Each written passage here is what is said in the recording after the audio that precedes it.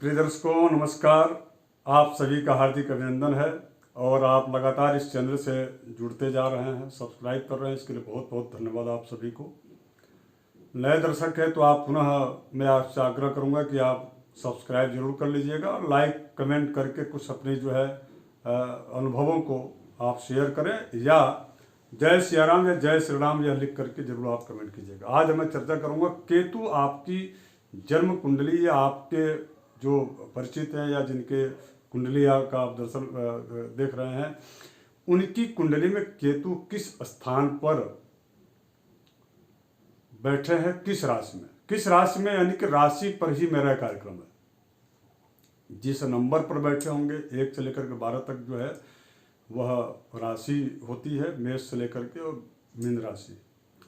1 number है तो मतलब मेष राशि, 2 नंबर है मतलब वृष राशि और 3 है तो मिथुन। इस प्रकार से 12 राशियों में कहीं पर भी आपकी जन्म कुंडली में प्रथम भाव से लेकर के धन भाव, सहज भाव, सुख या व्यय भाव तक कहीं पर भी केतु यदि जिस राशि में बैठे उस राशि के अनुसार वो फल देते हैं तो उसका क्या प्रभाव पड़ेगा। आइए इसको जानने के पहले केतु को समझ लें कि केतु है क्या। शास्त्रकार केतु के लिए कोई अलग से केतु ग्रह का स्वरूप नहीं बताया। राहु ग्रह यदि छाया ग्रह है तो केतु भी छाया ग्रह है और इनका भी वर्ण जो है धूम्र माना गया। केतु की जो राशि है स्वाभाविक राशि मीन बताई गई है, किंतु केतु गुरु की राशि मीन को अपना राशि क्यों मानता है। केतु को कुजवत अर्थात कुज यानी कि मंगल के जैसा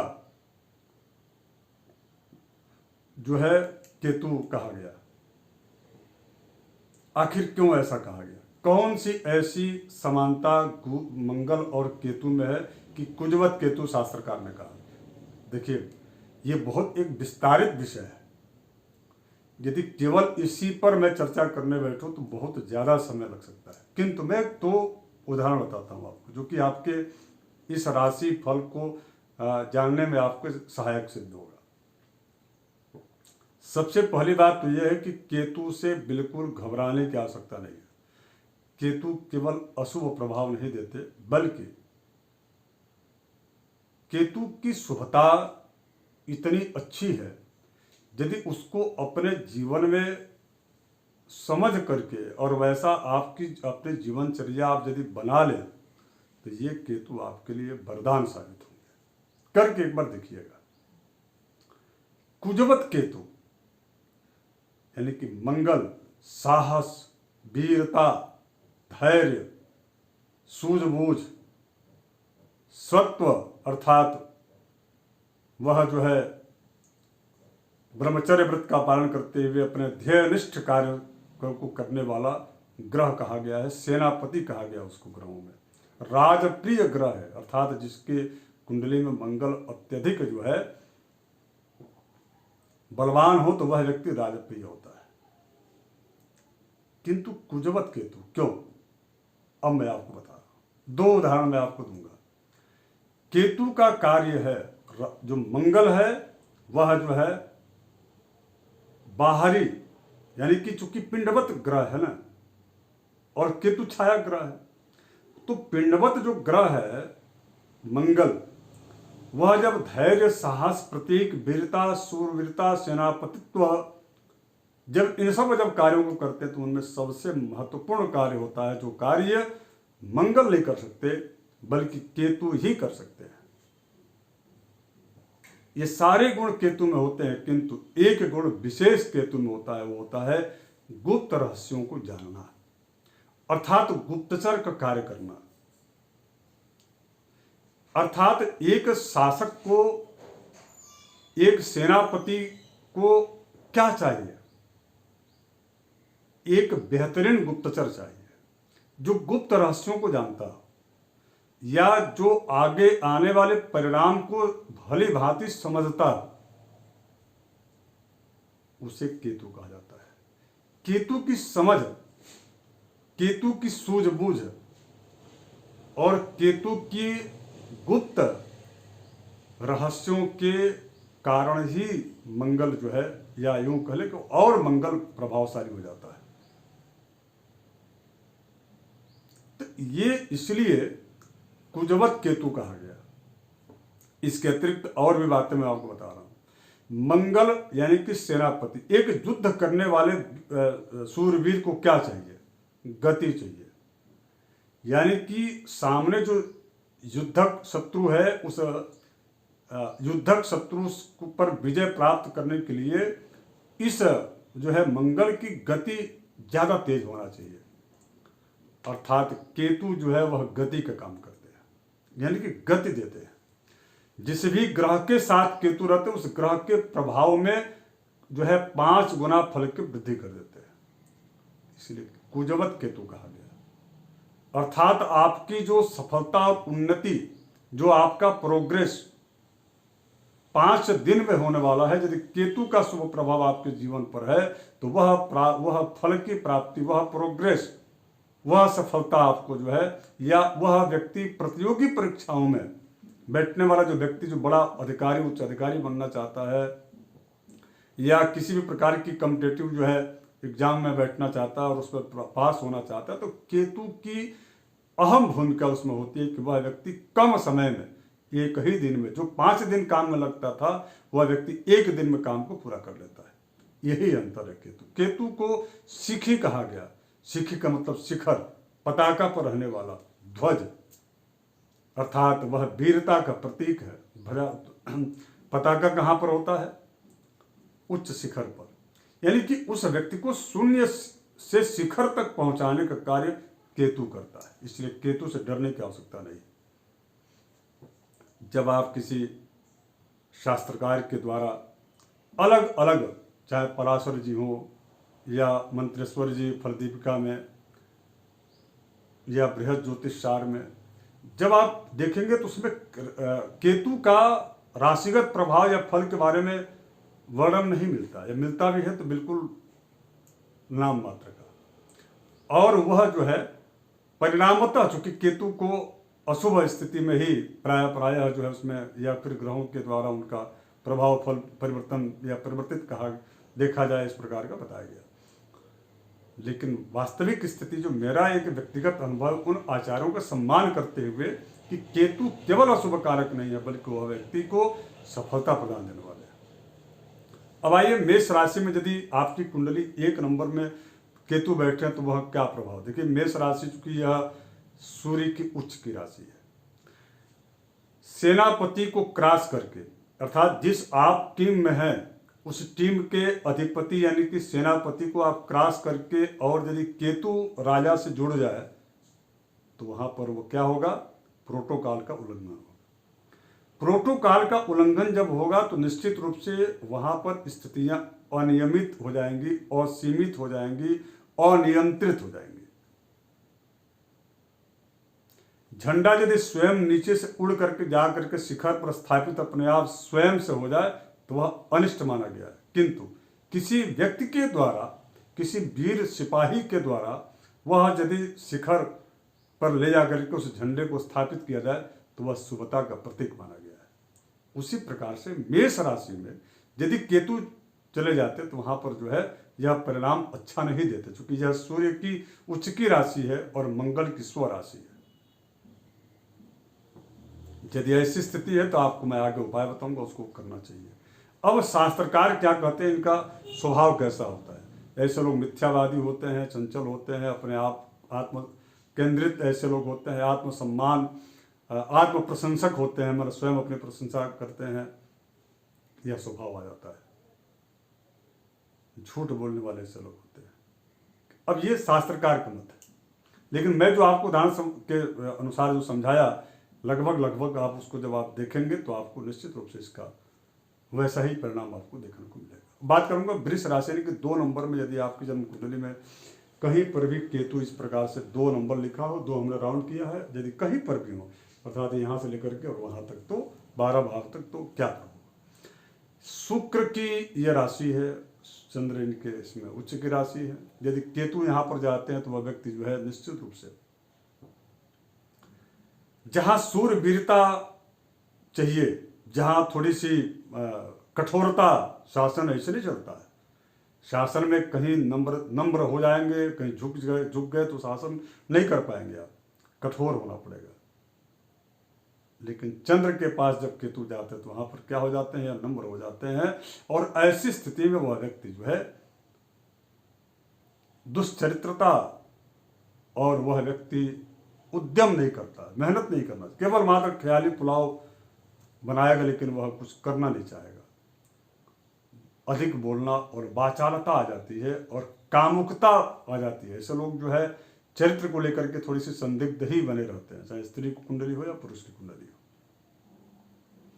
किंतु इनको संदेह के दृष्टि से देखा जाता है, ये रहते नहीं है वैसा। इनका स्वभाव ऐसा होता है कि लोगों के दिमाग में या मनोमस्तिष्क में देख करके ऐसा लगता है कि ये व्यक्ति ऐसा होगा, किंतु रहते ऐसा व्यक्ति वो लोग नहीं है। और ऐसे लोग जो है आलसी प्रवृत्ति को जाते हैं, यह शास्त्रकार का मत है। बात करूंगा 3 नंबर में अगर यदि मिथुन राशि में केतु हो तो क्या प्रभाव होगा। देखिए, मिथुन राशि में यदि केतु है तो निश्चित रूप से वहाँ पर वो अपने आप को जो है बहुत ज़्यादा सहजता प्राप्त करेंगे, और वहाँ पर जो है वायु रोग से संबंधित अर्थात बात रोग भी दे सकते हैं, संधियों की समस्या दे सकते हैं। ऐसे लोग बड़े अभिमानी होते हैं, सरलता से संतुष्ट हो जाते हैं आत्मचिंतन करके, और यह योगाभ्यास आध्यात्मिक चिंतन की ओर इनका जो है ध्यान रहता है। दूसरों की सेवा करने में समय इनका अधिक जो है जाता है ऐसा, लेकिन अपने परिवार या अपनों के लिए यह कम सोचते हैं, इसी के कारण इनको दुखी रहना पड़ता है। बात करूंगा यदि 4 नंबर अर्थात आपकी जन्म कुंडली में कर्क राशि में यदि केतु 4 नंबर में बैठे हैं तो उनका जो प्रभाव है वह जो है ऐसे लोग जो होते हैं वह जो भूत प्रेत इत्यादि जो दोष होते हैं उन दोषों में ज़्यादा उलझे रहते हैं। कई बार इनकी मनस्थिति इतनी जो है वीक हो जाती है कि यह कुछ अनाप शनाप भी बोलना या प्रायः अपने आप को धैर्य विहीन समझ करके और किसी भी गलत निर्णयों पर चले जाते हैं। ऐसे लोगों को यदि केतु वहाँ पर गुरु की दृष्टि केतु पर पड़ जाती है तो ये ऐसे लोग जो होते हैं वह गुप्त विद्याओं के जानकार हो जाते हैं, या इनको किसी भी प्रकार की गुप्त धन की प्राप्ति होती है। गुप्त धन का आशा मतलब ये नहीं कि जमीन खोदिएगा और आपको धन मिल जाएगा, ऐसा नहीं। गुप्त धन का मतलब जिस धन की आगमन या आने की बात आप सोच भी नहीं सकते, अचानक वह धन आपको प्राप्त हो जाती है, केतु की कृपा है। इस प्रकार की स्थिति प्रायः देखिए यदि 4 नंबर पर यदि केतु है तो। और इसके पश्चात जो है ऐसे लोग जो होते हैं वह प्रायः चंद्र से प्रभावित, चूंकि राशि है तो मनोबल इनका बड़ा दृढ़ होता है और बड़े बड़े कार्यों को करने का निर्णय लेने की क्षमता इनके अंदर होती है। बड़े बुजुर्गों का सम्मान करने वाले होते हैं। बात करूंगा यदि 5 नंबर में यदि केतु बैठे हैं, यानी कि सिंह राशि है, स्वामी सूर्य है, तो यह अपनी वीरता और अपनी प्रशंसा में इतने मशगूल होते हैं कि यह बड़े वरिष्ठों का भी अपमान करना नहीं छोड़ते, या दूसरों की कृति को या अपना बताना प्रारंभ कर देते हैं, जिसकी वजह से इनकी निंदा होती है समाज में। कृति का मतलब दूसरे के द्वारा किया गया जो कार्य होता है, या उनके द्वारा लिखी गई जो पुस्तकें होती हैं, उनके द्वारा बनाया गया कोई सॉफ्टवेयर है या कोई ऐसा कार्य है जो कि संसार में समाज में बड़ा प्रचलित हो गया, तो वह उसको अपना बता करके आत्म प्रशंसा करते फिरते हैं। ऐसा स्वभाव हो जाता है। अगर यदि इस प्रकार की स्थितियां बनती है और ऐसे 5 नंबर में केतु है तो ऐसे लोग जो है थोड़ी सी परिवार में भी इनकी उतना सम्मान नहीं होता जितना कि चाहिए होता है सम्मान इनका, इसलिए क्योंकि इनकी विश्वसनीयता कम हो जाती है। यदि इस प्रकार की स्थितियां थोड़ी सी आपको सावधान रहना चाहिए। पैरों को लेकर के पैरों में थोड़ा सा इनको जो है परेशानियां, हड्डी से संबंधित दिक्कत आती रहती है। तो उपाय क्या करना चाहिए? देखिए, केतु जब भी खराब होते तो आप गुरु को मजबूत कर लीजिए, केतु अपने आप आपका ठीक हो जाएंगे। गुरु मतलब कौन? बड़े वरिष्ठ लोग, उनका सम्मान कीजिए। मंदिर में प्रतिदिन जाइए। मांसाहार यदि आप कर रहे हो तो बिल्कुल छोड़ दीजिए। और गुरु जो है भगवान विष्णु की आराधना कीजिए। वैष्णवीय जो पूजा पद्धति है उस पद्धति के अनुसार आप जब तप और भगवान श्री कृष्ण की सेवा कीजिए, निश्चित रूप से लाभ मिलेगा। बात करूंगा यदि 6 नंबर में केतु है तो क्या प्रभाव होगा।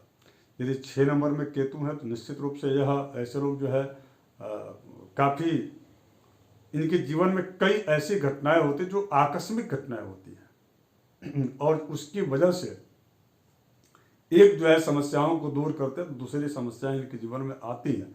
लेकिन एक मैं बात कहूँगा, चूँकि कुजवत केतु कहा गया, हर समस्याओं से दो चार होने की इनके पास अद्भुत क्षमता होती है। अर्थात खराब से खराब परिस्थिति में भी लोगों को यह निकालने का या स्वयं निकल जाने की अद्भुत क्षमता इस व्यक्ति के अंदर होती है, जिसकी कुंडली में 6 नंबर में केतु होते हैं। अब इसके पश्चात पेट से संबंधित थोड़ी बहुत पाचन तंत्र इनका प्रभावित होता है, तो खान पान पर ध्यान दिया करें और विशेष रूप से गर्म चीज़ें जो है, यानी कि मैं वही बोला आपको कि मांसाहार इत्यादि चीज़ों का परित्याग करना चाहिए ताकि पाचन तंत्र जो है इनकी सुव्यवस्थित हो सके। ऐसे जो लोग होते हैं इनके पास धन आता है, किंतु अंतिम जो है जीवन के अंतिम जब समय होता है, बाल बच्चों के द्वारा इनकी जो है धन की स्थिति बनती है और बड़े अच्छा सम्मान से इनका जो है जीवन, अंतिम जीवन अच्छा व्यतीत होता है। 7 नंबर यानी कि तुला राशि या शुक्र की राशि है। यदि यहाँ पर केतु होते हैं तो ऐसे लोग जो है थोड़ा सा जो इनके द्वारा कार्य किया जाता है, निवेश किया जाता है, नौकरी की प्राप्ति की जो यदि यह प्रयास करते हैं तो उन सभी कार्यों में दृढ़ता बहुत आवश्यक। दृढ़ता मतलब एक निश्चयता, यानी कि इसके आगे कोई विकल्प ही नहीं, मुझे ये काम करना ही है, तो उसमें सफलता इनको जरूर मिलती है। देखिए, यदि आप विकल्प रखेंगे तो आप सफल नहीं होंगे।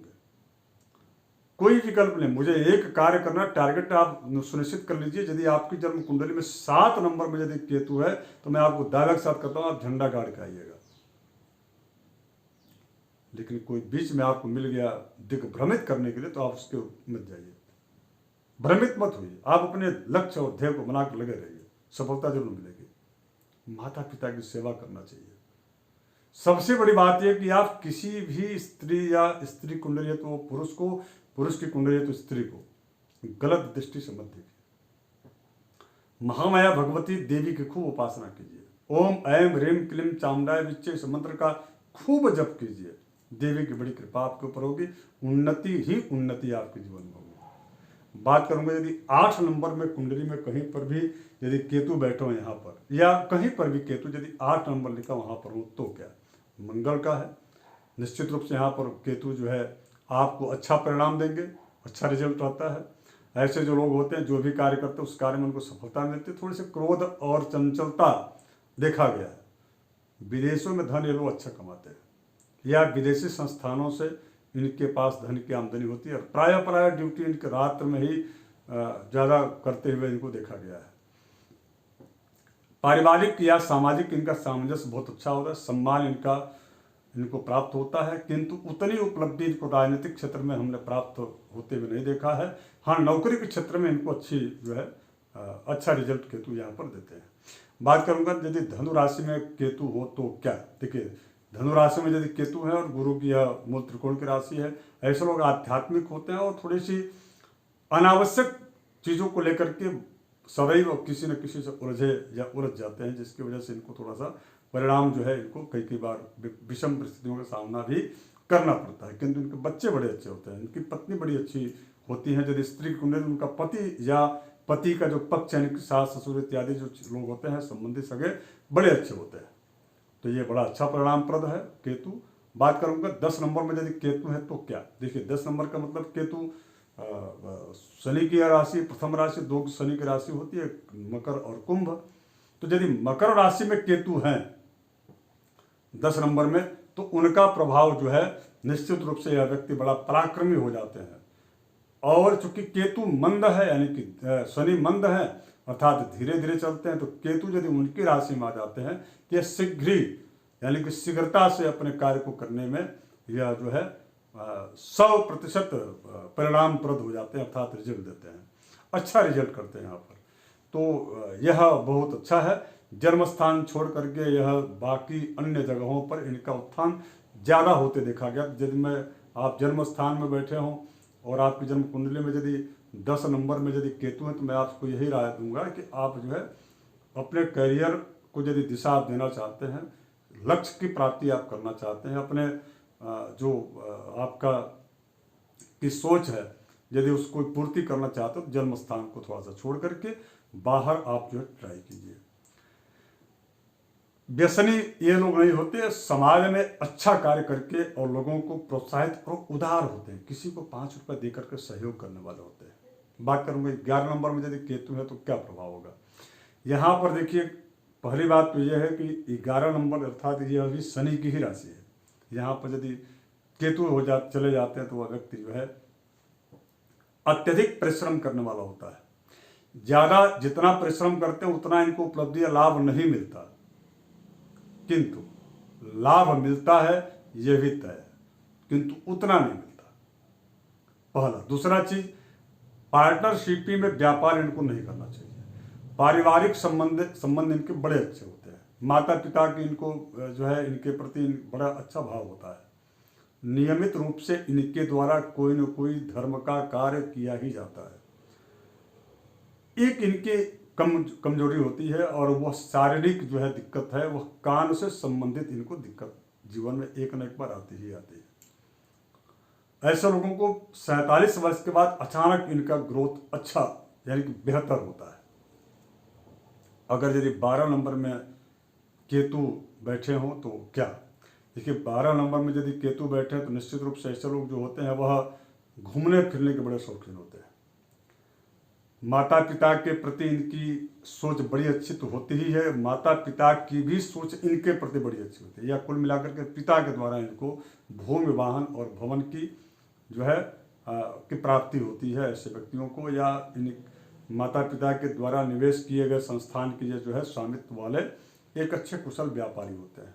यदि प्रतियोगी परीक्षाओं में यदि यह ट्राई करते हैं ऐसे लोग जिनकी कुंडली में 12 नंबर में केतु हो, तो मैं यही कहूँगा कि आपको सफलता मिलेगी, किंतु आप जो है आलस्य का परित्याग कर लीजिए और बार बार आप ट्रैक को चेंज मत कीजिए। एक लक्ष्य बना करके आप यदि आप चलेंगे, एम आपका यदि क्लियर होगा, सफलता आपको निश्चित मिलेगी। केतु बड़ा यहाँ अच्छा रिजल्ट करते हैं इस मामले में।